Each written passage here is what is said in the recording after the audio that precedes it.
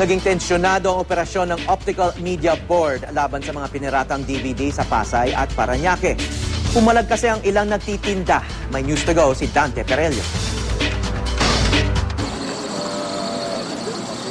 Matapos planuhin ng Optical Media Board, Pasay at Parañaque Police ang isasagawang raid, dumiretso na ang grupo sa Baclaran.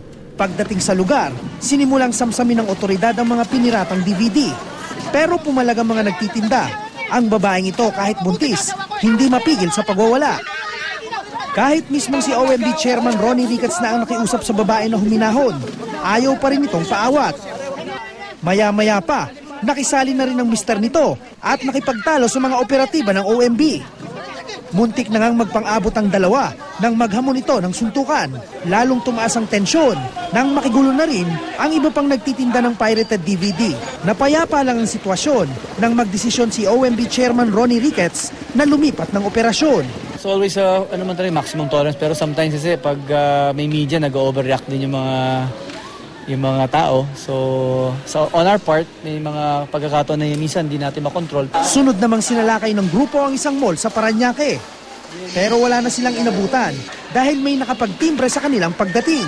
Magkakakilala yung mga yan. So kung magkaroon ng operation po dito sa halimbawa sa Baclaran, pwede po nila ipagbigay alam na sa mga kasama nila dito sa Coastal na nagkaroon po ng operation. So ito nga po, pagdating namin dito, nakapagligpit na po ng mga paninda. Aabot sa kabuuang 40 sako ng piniratang DVD na tinatayang nagkakahalaga ng 100,000 piso ang nakumpiska ng OMB sa operasyon.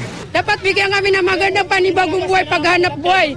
Kung magtitira sila, yung gumagawa ng CD, yun ang tiray nila, wag kami, para hindi kami paulit-ulit bumibili.